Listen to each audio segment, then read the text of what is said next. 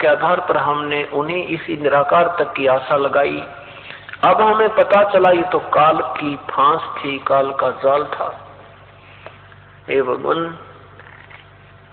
अब के जब मनुष्य शरीर मिलेगा तो हम कभी भी आपका ज्ञान नहीं भूलेंगे। परमात्मा कहते हैं ठीक है भाई, जाओ तुम। इतने में ये ज्योति निरंजन वहां आ जाता है। ये ज्योति निरंजन आता है उस 1 लाख प्राणियों के शरीर के अंदर से निकले गंध को खाने के लिए। 1 लाख शरीर, मनुष्यधारी शरीरों के से निकला हुआ जो गंध है, उसको आहार करने के लिए ये काल आता है।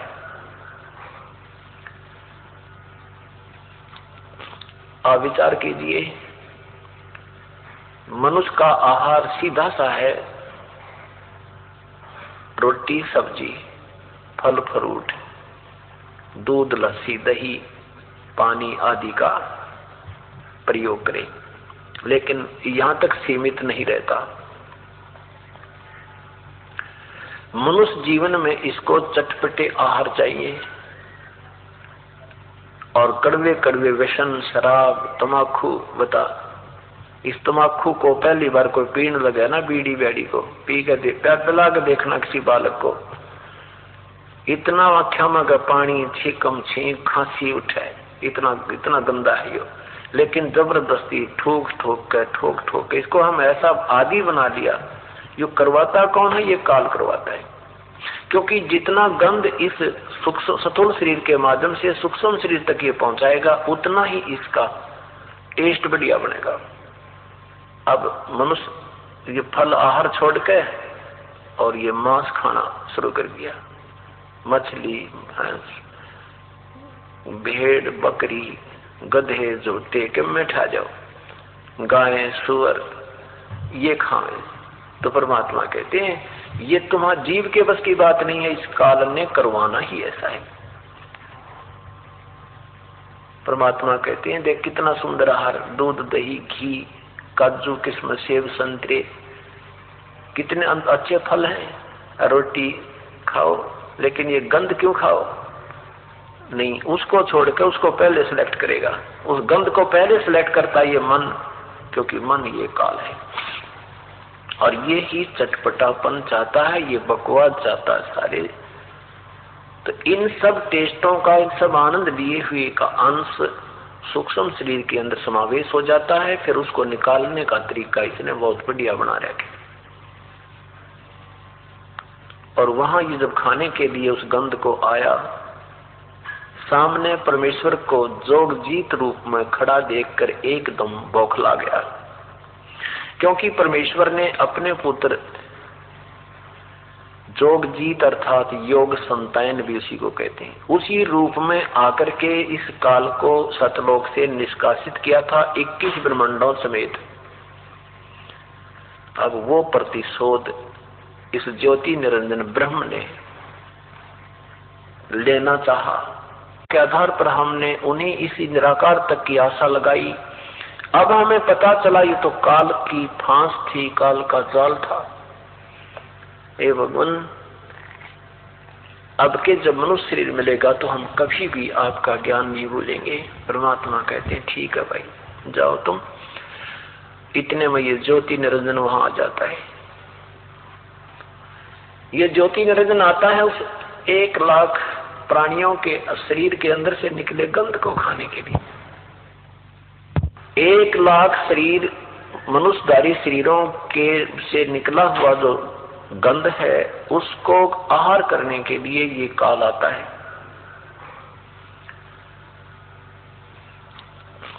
आप विचार कीजिए, मनुष्य का आहार सीधा सा है, रोटी सब्जी, फल फ्रूट, दूध लस्सी दही पानी आदि का प्रयोग करें, लेकिन यहां तक सीमित नहीं रहता। मनुष्य जीवन में इसको चटपटे आहार चाहिए और कड़वे कड़वे व्यसन, शराब, तम्बाकू। बता, इस तम्बाकू को पहली बार कोई पीने लगे ना, बीड़ी बैड़ी को पी के पिला के देखना किसी बालक को, इतना आख्यामा का पानी छीकम छींक खांसी उठे, इतना इतना गंदा है ये। लेकिन जबरदस्ती ठोक ठोक के इसको हम ऐसा आदी बना लिया। ये करवाता कौन है? ये काल करवाता है। क्योंकि जितना गंध इस स्थूल शरीर के माध्यम से सूक्ष्म शरीर तक ये पहुंचाएगा, उतना ही इसका टेस्ट बढ़िया बनेगा। अब मनुष्य ये फल आहार छोड़ के और ये मांस खाना शुरू कर दिया। मछली, भैंस, भेड़, बकरी, गधे, जोटे के में ठा जाओ, गाय, सुअर, ये खावे। तो परमात्मा कहते हैं ये तुम्हारा जीव के बस की बात नहीं है, इस काल ने करवाना ही ऐसा है। परमात्मा कहते हैं देख कितना सुंदर आहार, दूध, दही, घी, काजू, किशमिश, सेब, संतरे, कितने अच्छे फल हैं। रोटी खाओ, लेकिन ये गंध क्यों खाओ? नहीं, उसको छोड़कर उसको पहले सिलेक्ट करेगा। उस गंध को पहले सिलेक्ट करता है ये मन, क्योंकि मन ये काल है और ये ही चटपटापन चाहता है, ये बकवास चाहता है सारे। तो इन सब टेस्टों का, इन सब आनंद लिए हुए का अंश सूक्ष्म शरीर के अंदर समावेश हो जाता है। फिर उसको निकालने का तरीका इसने बहुत बढ़िया बना रखा।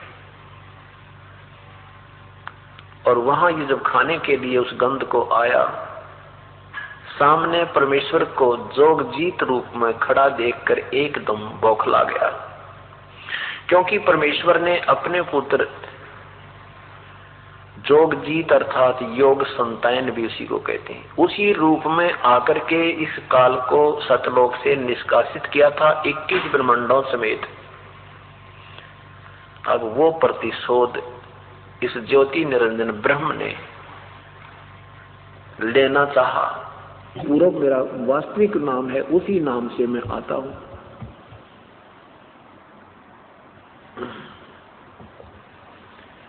अब अपनी महिमा सत्य भी वास्तविक बता रहे हैं, साथ में धर्मदास को थोड़ी सी असमंजस में भी रखते हैं। कहते हैं मैं तो भगवान का भेजा हुआ उसका संदेश वाहक हूं। भाई उन्होंने एक बार क्या कहा, जब जीवों को दुखी देखा, धर्मदास जब जीवों को दुखी देखा तो यहाँ तपकशिला पर हाहाकार मचा रहे थे, तो परमेश्वर ने मुझे आज्ञा की और मैं वहां आकर खड़ा हो गया जहां पर ये काल इन प्राणियों को तपकशिला पर भून कर खा रहा था, भून रहा था। तो मुझे देखते ही सभी प्राणी, सभी जीवात्मा जो तपकशिला पर जलाई जा रही थी, क्योंकि ये ऊपर का कवर है, हम तो केवल इसको शरीर मानते हैं, ये नहीं, ये तो एक मिट्टी का एक ओवर कोट है। ओरिजिनल शरीर इसके अंदर है, उसी में पीड़ा होती है, उसी में प्यास और भूख लगती है, उसी में शांति और अशांति होती है। मृत्यु के उपरांत इस 5 तत्वों के शरीर को कोई फूंकता है, गाड़ता है, कुछ करो, काटो चाहे पीटो, इसको कोई पीड़ा नहीं है, क्योंकि वो जीवात्मा, वो ओरिजिनल शरीर निकल गया इसमें से। और उसी को दुख होता है, उस सूक्ष्म शरीर को तपकशिला पर डाला जाता है और वहां तपकशिला के ऊपर 1 लाख जीवों का नित्य ऐसे भून कर उनमें से वो रस निकालता है, ये काल द्रव निकालता है, वासना निकालता है। जैसे इस मन जो है ये काल का एजेंट है, उसका भेज छोड़ा हुआ एलिमेंट है। ये क्या करता है कि जीव को चटपटे आहार, खाना पीना, मीठा है, एक आटे के 25 आइटम बना लेगा जब इसके आनंद आवे। और फिर बीड़ी पीना, तम्बाकू खाना, पान खाना, शराब पीना, मांस खाना, ये इसकी और गंदी आदत मन की है।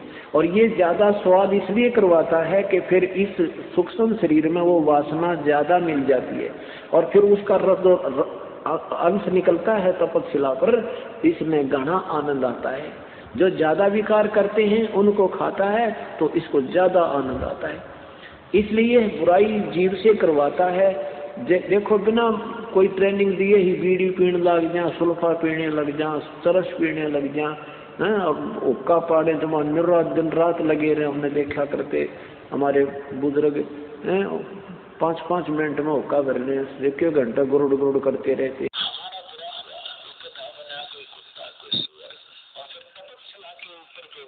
जलाया जाता है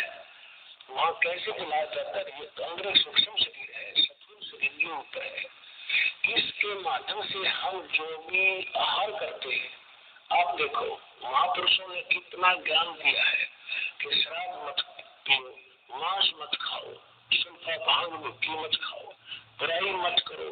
तो हमने सबसे पहले बकवाद बनाई, हुक्का बनाया, बीड़ी बनाई, शराब काट दी और सारे ये शुरू कर दिए सिगरेट ला दो मारे सट्टे। ये क्या बकवाद है? ये पीने और खाने की वस्तु है, लेकिन इसमें अपना आहार तैयार करवाना आपके माध्यम से। जितने भी असली दूसरे आप देखते हो, असली कर्म करते हो, कर्म की सोच रखते हो, वैसा ही मन के अंदर एक विशेष डिपोजिट होता है उसका। और फिर जैसा भी चटपटा आहार आप खाते हो, उसका भी एक न्यारा अंदर अंश जमा होता है, उसको फिर तपस्या होता है। तपस्या बहुत बड़ी पत्थर की टुकड़ी है, तवी की तरह, और उसके ऊपर 1 लाख प्राणी एक मनुष्य में छोड़कर दे जाते हैं। वो सूक्ष्म शरीर वाले, उनके अंदर वो समावेश होता है सारे अंश का, और वहाँ इतनी गर्म है वो, उसका फॉर्मेट भी नहीं बता सकते कितना है। उस पर पटक दिए जाते हैं, जैसे खीर चटक चटक होया करती है चावलों से बनाते से, ऐसे प्राणी चटक मटक होते हो, मरते नहीं, ऐसी दुर्गति हो जाती है। तब उसके अंदर से वो गंध निकलता है और फिर उनको वहां से फेंक देता है ऑटोमेटिकली सब जीवों को। वो वापस आते हुए कुछ होश में आते हैं, तब उस समय वो धर्मराज के दरबार में बड़े दिखाई देते। फिर वो खड़े होते, उनको लाइन बनवा दी जाती है कि अपने संस्कार, अपने कर्म आधार से अपने इजाजत लो और चलो नेक्स्ट लाइफ के अंदर। और इनसे माल व गंध निकला हुआ काल खा रहा होता है। परमात्मा से पूछा कि भगवान आपने कैसे दया की? कि भाई जब ये प्राणी तपस्या पे घूमने जा रहे थे, तब मेरे को भगवान ने भेजा। धर्मदास तो समझ चुके थे, वो बात वो अंदर समझ आई कि सचमुच परमात्मा ने अपने को छुपा। जीव खाने का शराब लगा हुआ है, सांप लगा है। उन सूक्ष्म शरीर के अंदर जो सारे जीवन में ये प्राणी ग्रहण करता है, जैसे खट्टा मीठा खा के। और आप देखते हो व्यसन करने को ज्यादा दिल जाता, मन जाता है। मन ये काल है, काल का ही ये समझो नाना रूप बनकर के ये काल ही हमारे अंदर मन रूप में विद्यमान रहता है। और ये बीड़ी, शराब, मांस, तंबाकू, चरस और ये नाना प्रकार के और कुबाड़, मीठे खट्टे पदार्थ बना के खाना, ये मन की ही खुराक, मन की ही चाह है। और इससे जो हमारे अंदर शरीर के अंदर सूक्ष्म शरीर में जो नाना प्रकार की वासनाएं डिपोजिट होती है, उनको तपस्या एक